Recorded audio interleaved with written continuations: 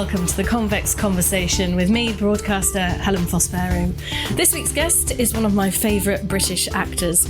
Rarely a month goes by when I don't switch on the TV or watch a film and discover Peter Wight in the cast. Peter has worked with Hollywood stars like Keira Knightley, Brad Pitt in Babel, graced the big screen in period dramas like Pride and Prejudice, Jane Eyre and Atonement, been in hit TV series including Our Zoo, The Crown, A Confession, and performed more times than I've had hot dinners on stage at iconic theatres like the National, the Old Vic and Royal Court, in everything from Shakespeare to Chekhov. He's been directed by some of the greats and is well known for the work he's done with director Mike Leigh. Peter is currently filming the BBC drama The Reckoning, written by Neil Mackay and starring Steve Coogan as disgraced TV personality Jimmy Savile.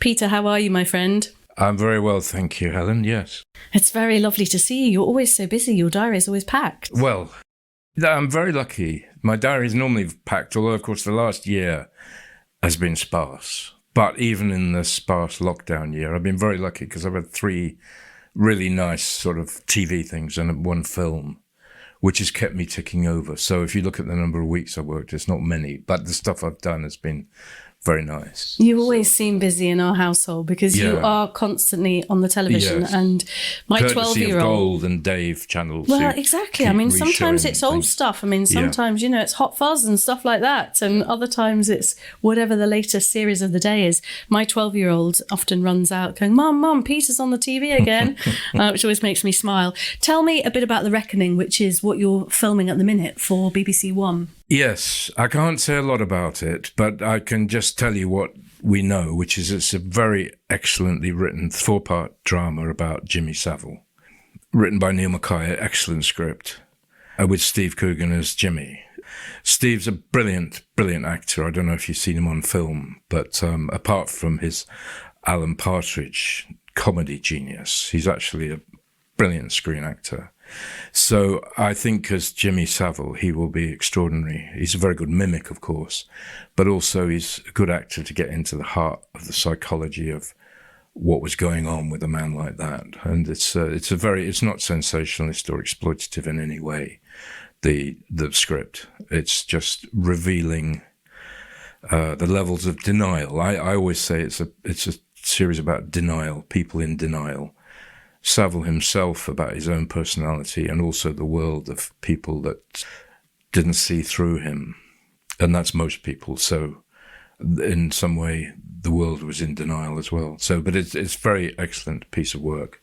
So I'm very pleased to be in it. It is a little bit controversial, I guess, Peter. I read an interview with Steve Coogan saying that he thought long and hard about whether it was the right thing to play him or not, whether it was the right thing, given the fact, I suppose, he died 10 years ago, never having been tried for any of the allegations against him. But did you have to think long and hard when you read the script, or did you feel I did think long and hard, of course, but in a way, the decision was very easy. I read the script. Excellent, A1, proper, dramatic, interesting writing, faithful to the subject and in no way exploitative or sensational. Second, who's playing Jimmy Savile? And once I heard it was Steve, who we've crossed paths about 5 or 6 times, strangely, over the years. I did a little bit on Alan Partridge, and then we were in a TV drama, just one scene together. So I sort of know him, but more to the point, I thought that's the stamp of quality on this project, because I've seen him in some movies, and he's so good. And also, like as you said, I mean, he doesn't need to do it. Why would he do it? Financially, reputationally, why would top TV star like Steve Coogan decide to play this monstrous man? And there's something about it, the quality of investigation in the script, that obviously appealed to him. And I once I found out Steve was doing it, I said, that's good enough for me. I'm in. And did you ever come across Jimmy Savile in your career? Well, bizarrely, I did have one brush with him. I was working for the Royal Shakespeare Company in 1990, I think, or 91. Mark Rylance was playing Hamlet, a production where I was playing Claudius, and we did it it was a tour to start with, and then it went into the RSC repertoire, so we did it at the Stratford Theatre in the Barbican. When we were at Stratford, Mark, who's brilliant, inquiring, pioneering Shakespearean genius. But he also thinks a lot out of left field, or whatever the expression is, and makes kind of interesting connections. And he knew a very highly respected psychiatrist at Broadmoor Prison Hospital. Through that, the idea of doing Shakespeare at Broadmoor came about. And one Sunday, Mark obviously checked that everybody was okay with that and would like to do it. So the cast of Hamlet went to Broadmoor one Sunday, and we did Hamlet with no lights, just in like the hall or the gym or whatever it was, with, 100 prisoners, patients watching. And it was the most extraordinary, visceral performance of the play, of course, and fascinating, and everybody thought it was gone really well. Murray Cox, the psychiatrist, loved it, and the guys watching seemed to love it, and there were a lot of questions afterwards, and it was a very fascinating experience. And I don't know, halfway through, not in a theatre, just with some drapes hanging down in this hall, I was standing ready to go on, or watching the scene that was happening. And I felt a presence at my left and looked to my left and went, oh my God, it's Jimmy Savile, who, I don't know whether people know this, he was he had a big connection with Broadmoor, and he was actually the entertainment officer. He was put on a committee by Mrs. Thatcher's government to try and shake up Broadmoor because it needed kind of new thoughts, new ideas, new blood. And Jimmy Savile was very prominent, quite controversially, in all of that. So that explained why he was there. I can't remember whether I knew that. I think I might have known he was kind of involved with Broadmoor, but it was like a shock. Oh my God, it's Jimmy. And because, of course, he's an iconic, recognisable figure. I said, oh, hello. We had a little chat. I remember I said, this is so interesting doing this play with these guys who are criminal. And he said, yes. I must say, some of these boys have been very, very naughty. And that was the phrase that stuck in my mind. It was very Jimmy Savile. You'll never forget that, but that was my only real-life encounter with him. Very few people suspected or knew what he was doing. So in itself, that's a fascinating exploration that this drama goes into. Absolutely. How could that happen? Absolutely. And it's fascinating. I think it'll be very well watched as well. Yeah, I think it will attract a big audience because, of course, so many of us grew up, didn't they, with Jim will fix it and all that kind of thing. So there is a fascination in that double life. And I'm sure with Neil Mackay writing, it'll be a very good production. But just sticking with Broadmoor, I mean, that must have been fascinating for you as an actor, and to take Shakespeare into a prison like that. I must admit, I have a bit of a fascination because I suppose I've never been anywhere like that. Can you still feel what it was like, Peter, when you walked in? My memories of it, when we got there, as I remember, it's 30 years ago.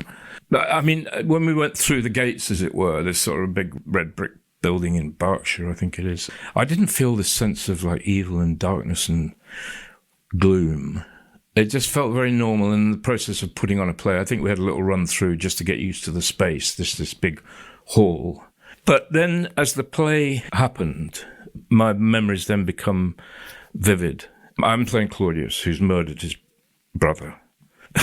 And Shakespeare's soliloquies, Shakespeare's way of sharing with the audience the inner thoughts of the character. So when you're on stage in Stratford, you've got like bank of lights, you've got 1,000 people sitting there, and you're sort of, if you choose to do this way to speak to the audience, you're kind of protected or it's blurred because the lights, and you can see the front rows, but you can't see. It's just a mass of humanity that you're talking to. Broad daylight in Broadmoor, you're looking into the eyes of people, because there's no sort of banked seating. It's just guys on canvas chairs sitting around, and you're looking at them one by one.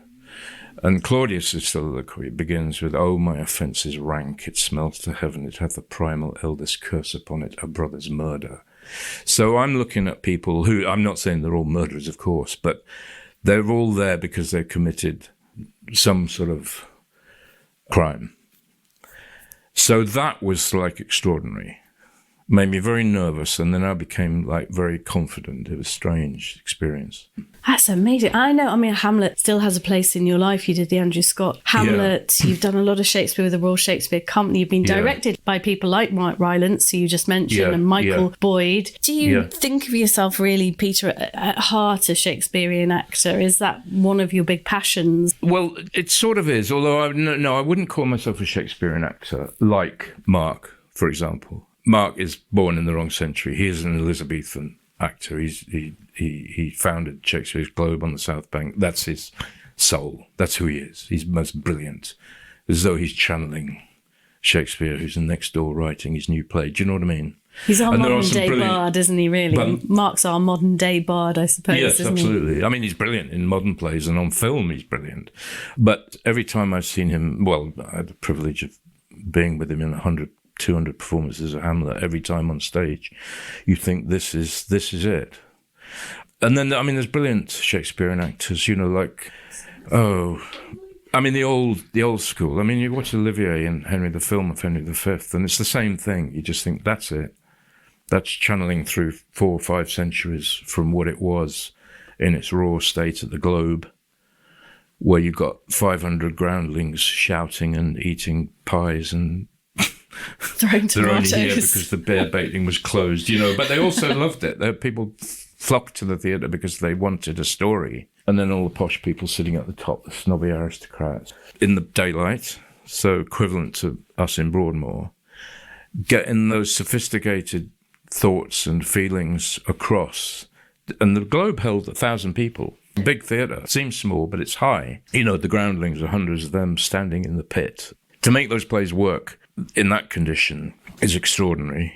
And then every so often you see a Shakespearean performance where you think, yeah, that's the thing. That's the real thing. Like, Mark or Olivier or Roger Allam. I saw do brilliant Falstaff at the Globe.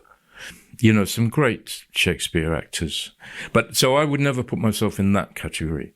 I've been very privileged and lucky to hit certain Shakespeare productions like that Hamlet, and then the Andrew Scott Hamlet, which is a very brilliant production as well.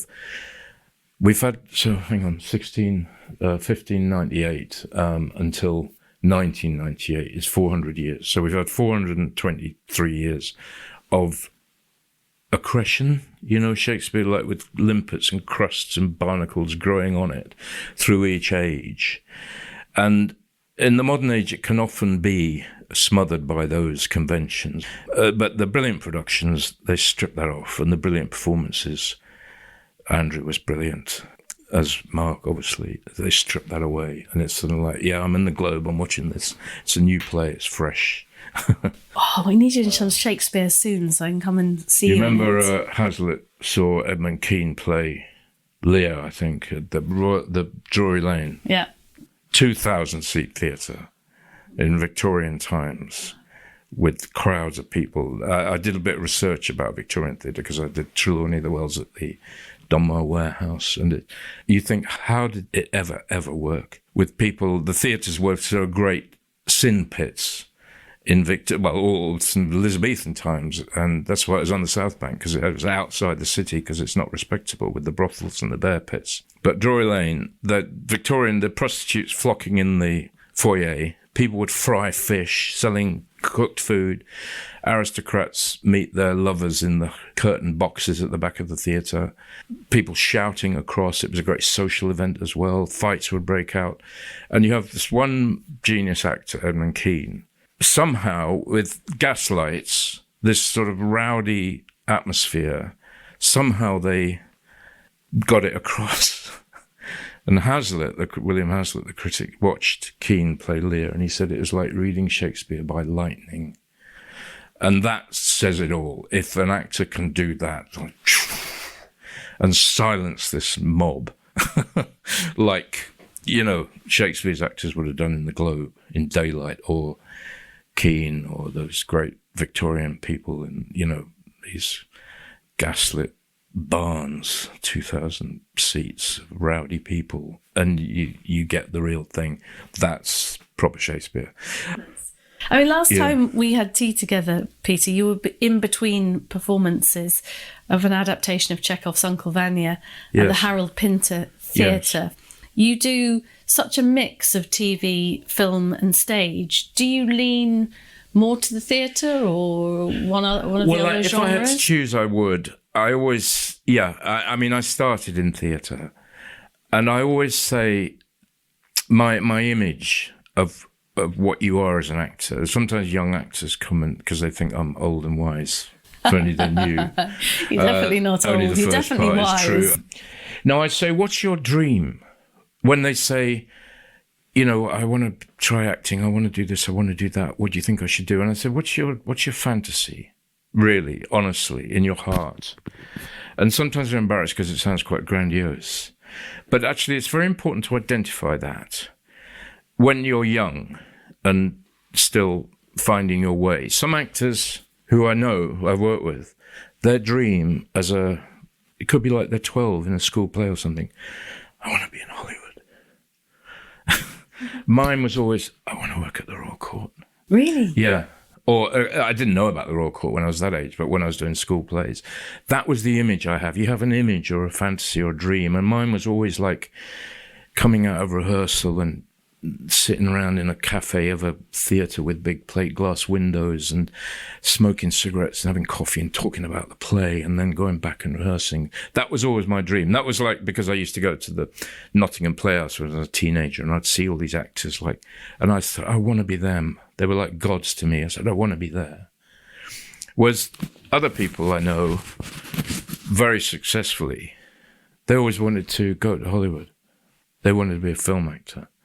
And that was their dream. Whether you don't know where it's coming from, but if that is very important to get that in your mind, because that's what drives you, as well as a lot of other things. But what's lovely is that, I mean, you've been on TV for so many years now, you know, going back to, I'll pretend I don't remember it, Zcast, but I do, you know, but you've done this, you've done Hollywood, you've done Broadway, you do theatre, it's wonderful. I've been very lucky because I've had that spread of experience, but I haven't done Hollywood. I've very luckily bumped into Brad Pitt. Nice. I wish I could bump into Brad Pitt briefly. You know, and Keira Knightley, and she wasn't Hollywood then, but she is now. So I've brushed against it. But the difference is an actor who really has that as a kind of motor in his soul of like people like Gary Oldman, who, you know, he always said, who do you really want to impress as an actor? He said, Marlon Brando. And he meant it. That's his dream. So that took him there. So you have to have that fire in your belly for one thing. The fire in your mind of like the vision of yourself. How do you see yourself? And sometimes it's embarrassing because people say, I don't know. If I was on stage, I'd be playing the lead. I say, that's fine. That's your dream. That's your engine. So mine was never Hollywood. I totally admire people who have done that thing, especially in the old days. Now everybody goes to Hollywood. Or you don't even have to go. You can just send yourself tape. So it's kind of different now. But in the old days, Liam Neeson did it as well. For an actor to say, that's my destiny. I'm going to go there physically, get a job as a waiter, try and make my way in this mad jungle. And, you know, the people whose dream it really was, they become big stars. And the courage it took to do that, I think, before self-tapes and flights to LA every week with the young actors, it was a very brave thing to do. So me, theatre. So indulge me. Give me 5 minutes with Brad Pitt on Babel. Oh, Brad, dear Brad. Dear Brad, your old mate Brad. I mean, can we ring him now? Yeah, let's call him now. I mean, this is where I don't want to kind of, because I had one scene with him. And, it doesn't matter. And, you know, it's not like I've been in Hollywood swanning around at his mansion and doing big parts with him. So I brushed against him. But that's a great film, Babel. Alejandro directed it, who did Birdman and The Revenant with your other man, Leonardo DiCaprio. Great director, Mexican-American, fantastic. I loved him. He'd seen me in a Mike Leigh film. That's why I got the part. He watches like he sees. I'm saving Mike Leigh to the end. Right, okay. So I was very lucky because I had like 2 weeks in Morocco, and it was just a little scene. Did you see the film? I did. It's in three parts. The middle bit is in Morocco, and Brad's character's wife, played by Cate Blanchett, is shot, accidentally, as it turns out, by a goat herd who's got the old rifle that goes throughout the film. But we're a group of English tourists on the bus with Brad and Cate Blanchett, and we panic because we think it's terrorists. So we flee to this little Berber village in the hills, and Brad is trying desperately, looking after the bleeding Cate Blanchett.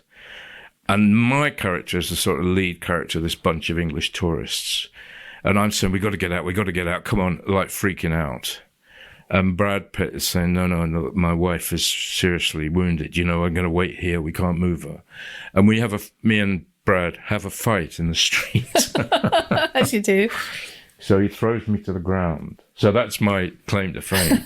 I was thrown onto the Moroccan earth by Brad. Oh, I love And then I'd come back and people would say, I was fighting with Brad, and they said, can I touch your hand? I love the fact you're so humble about this, because I know you've done stuff with Keira Knightley as well, who's one of my favourites, Pride and Prejudice. I absolutely loved that. And a bit you're in Atonement as well. Tiny bit, I had a nice scene, but I love it was the book cut, of Atonement and the film. I thought it was amazing. No, Keira's great. Is she's lovely? Yeah, she's lovely. I knew her mother, funnily enough, many, many years ago.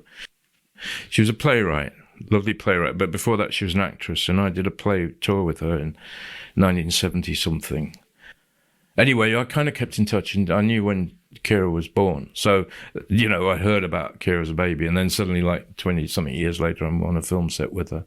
But no, she's a class act. She's brave. I've seen some of her performances where I thought, what a brave choice, which sometimes is actors' euphemism for... that's what you say when you didn't like something. Very brave, dear boy. Oh, you were shit. But I saw Keira in the film about Freud. I don't think I saw that, actually. I didn't see that. And she made a very bold choice in her characterisation. I thought she was brilliant. Viggo Mortensen, and I can't remember who the other was, but it was... And is she nice to work with? Tell me she's nice, because I like her a lot. She's great, yeah. She's done really, really well, hasn't she? Yeah, no, she's lovely. I got on with her fine, and you just admire certain actors because you think, it's a cliche, but you look at a director or an actor and you just think that's the real thing.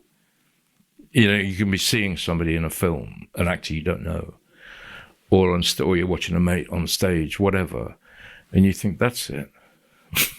The gold standard, whatever this weird thing is we're all looking for. So, no, she's got it, yeah. And what about Peter Dinklage? Is he the real deal from Game of Thrones and Cyrano? Directed by Joe Wright, who did Pride and Prejudice and Atonement. No, I like Peter very much.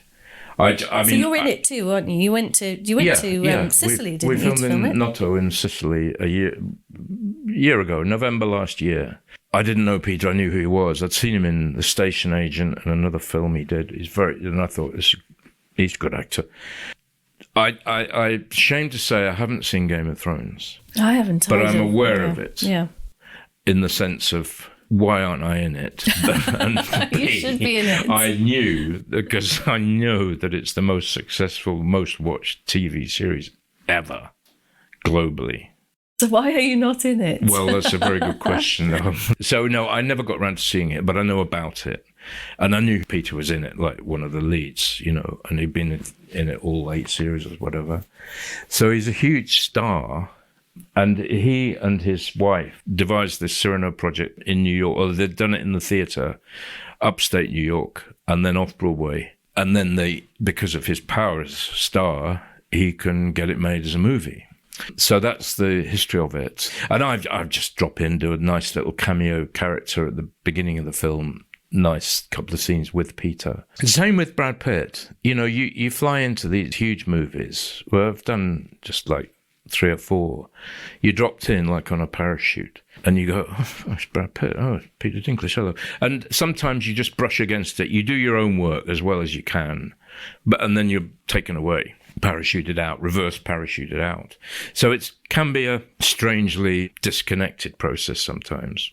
But with Cyrano, because I knew Joe, and because Peter was so delightful and a proper actor, and he'd seen me in a Mike Leigh film, that always helps. But he was lovely. And we worked together, I thought, really well on this little scene, these characters working together, writing a poem.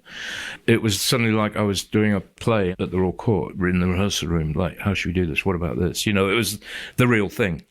And he was lovely, liked him enormously. And he's in the film. Premiere was a couple of weeks ago. So I saw it twice in 3 days, cast and crew screening, then the big premiere. He's so good. I mean, I knew he was good, but he's so good, Cyrano. And I have to put in a word, Joe is like a wonderful visionary film director, and he always works with Seamus McGarvey, who's a cinematographer. I used to watch them on Atonement. We were filming in this big mansion in the Shropshire countryside, and I'd watch Joe and Seamus discussing the next shot. The thing about Joe, he's always on budget and on schedule, but he takes his time, which is kind of like a contradiction. But I'd watch him and Seamus setting up a shot of like the landscape or the inside of this sort of mansion house, and they'd be, and just in silhouette against the sunlight, I watched them and they were kind of, and it reminded me of two kind of wonderful Italian painters from Michelangelo's time discussing the ceiling. The vision and the care and the composition and they'd talk for like, seemed like for ages, and then they'd have the shot and they'd set it up, and then you see the film and you think, got it, two geniuses at work. But it's a wonderful thing to be in a film like that, and Cyrano is the same. That sounds like a dream job, actually, and just to be parachuted into Sicily and be part of not bad, part of that. Quite nice. Not bad. Yeah. As they say, not too shabby a gig.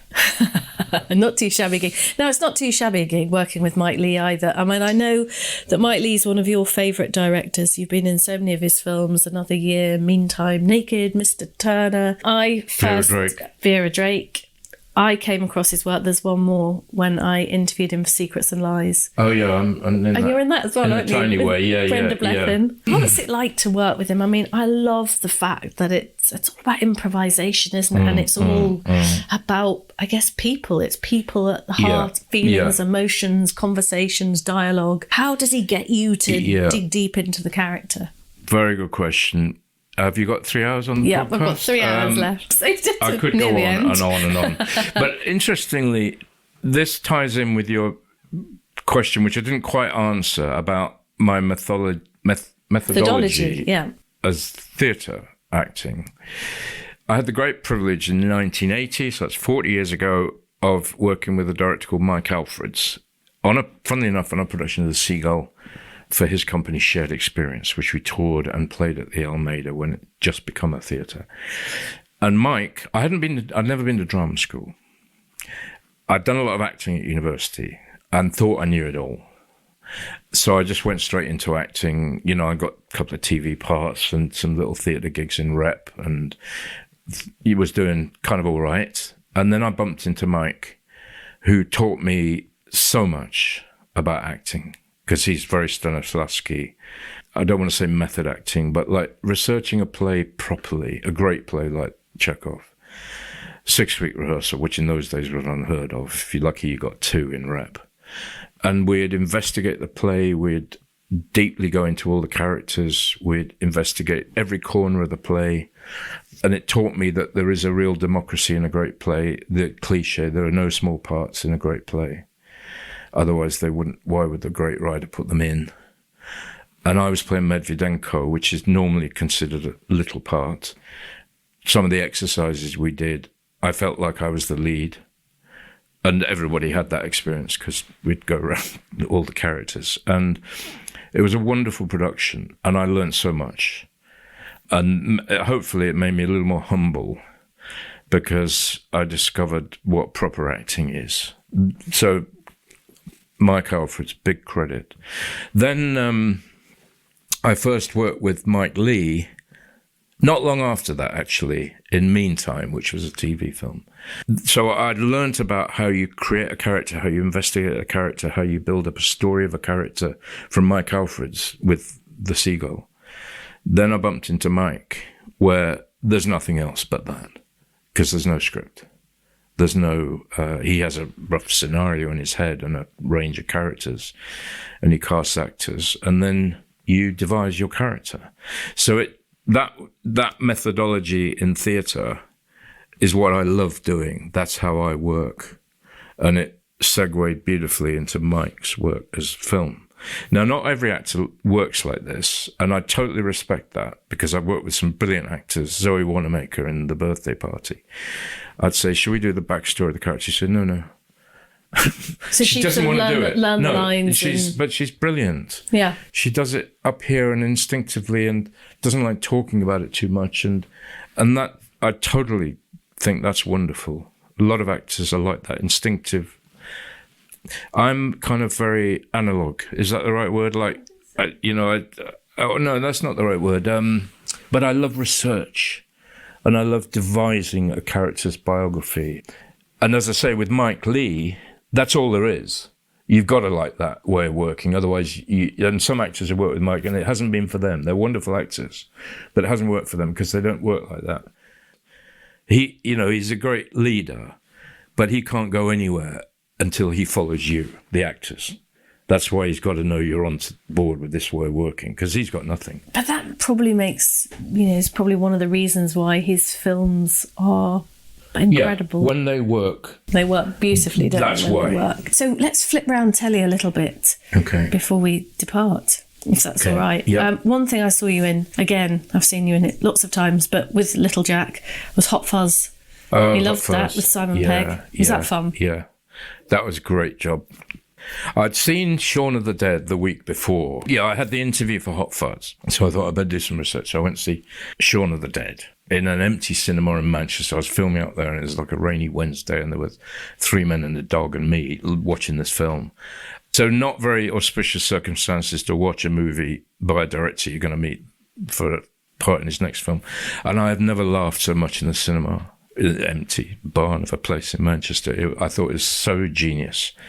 The mix of comedy, wit and horror and jokey, but kind of seriously acted. Simon Pegg and Nick Frost, I just loved it. So it was one of those wonderful occasions where you can go into an interview quite genuinely and say, you guys are great.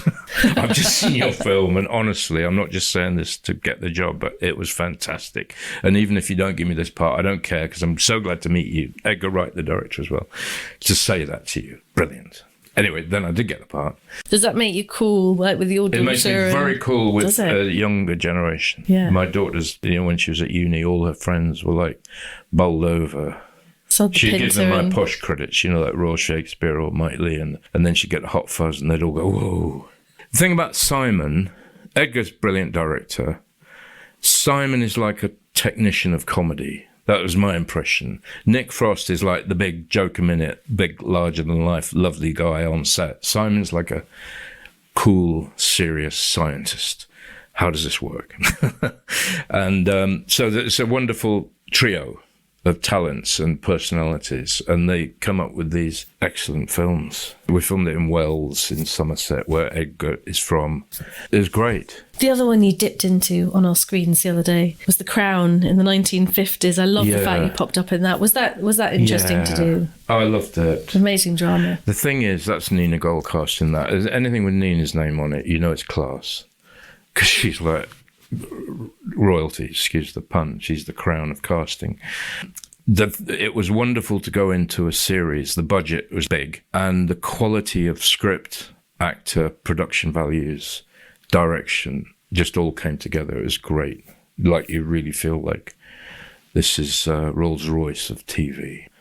And it's not a kind of royalty fan club. It's like a real investigation into power and family and duty, and so it was a proper serious historical drama, and class written all over it. So it was very great to be in it, even in a small way. Beautifully done. I feel we've sort of kind of skipped over telly, because you've been in everything like Our Zoo and Hit Zoo. and That was a Miss beautiful little series. I wish they'd done it again. Oh, it was lovely. But I'm going to mention one thing. Can I? Yeah, you can. TV-wise. You can. Which I did in 2000. And this echoes where I am now with the Jimmy Savile drama, because it was called Care, C-A-R-E, directed by Antonia Bird, and it was a drama based on real events of a paedophile ring in the North Welsh children's home. It was a big controversy at the time. And this drama was made from that. Stephen McIntosh played the lead brilliantly. And I played the headmaster of one of these ghastly schools, where this was going on. So I wasn't playing a nice character, but it was the most brilliant drama I mean, it sort of echoes the Jimmy Savile because it was paedophilia and real-life crime and real-life people, a drama based on that. But it had such integrity and kind of compassion. Stephen's performance is amazing. And the young boys they had on it, they were all from like a drama club in Swansea, and they were so full of life and funny. So it was a very light set. It wasn't like dark and depressing. But the film was brilliant, and it got to the heart of the pain and the exploitation and everything. And I bumped into every so often, quite often on the street. Once you've been on the telly, it doesn't matter what it is, you'll be recognised. And people go, "Oh yeah, I saw you in that. Oh, I saw you in that." The other series I should mention is Early Doors, because that was a great Craig Cash comedy from almost 20 years ago. And if I go up north to Manchester, people don't say, "Have I seen you on telly?" They give me a line from a scene in Early Doors from 20 years before. It was so popular, especially in the north. And it's a very brilliant series with wonderful characters and lines. So you'll get recognised, and usually it's, "Have I seen you on TV?" This one, after that came out, I don't know, a few months after, I can't remember who it was. It was somebody in the street, he was like a builder or something. He said, "Oi, you're on telly." And I go, "Yeah," expecting, "What have I seen you in?" But he said, "You were in that Welsh paedophile thing, weren't you?" And he said, "Mate, that was brilliant. I went through that, and that touched me like nothing else." And that was the end of the conversation. I just said, "Oh my God, thank you so much." And I thought, well, if you do something with integrity and purpose and compassion, it's not just like, "Oh, I've seen you on telly." It's like, gets you in there, doesn't it? And that was just like a little example of that. But I'm very proud of that programme. I don't think it's ever been repeated. I don't know. It's on BBC somewhere. It was one, I loved doing it, even though it was dark, and you do it properly, and that's how the Jimmy Savile will be done as well. Oh, Peter, that seems a perfect place to wrap. Yeah. It's been really lovely to talk to you, and it's so difficult to fit a fascinating career which has spanned decades, we won't say how many, into a podcast, but I think we've managed to do it justice. I've enjoyed it very much, thank you. You've been listening to actor Peter Wight, who's currently filming The Reckoning for BBC One and is in Cyrano, starring Peter Dinklage, which has just opened in cinemas across Britain this weekend. Do subscribe to our series at convex.podbean.com or search The Convex Conversation on Apple, Spotify, Stitcher, or wherever you get your podcasts. I'll be back next week with another great guest. Join me then.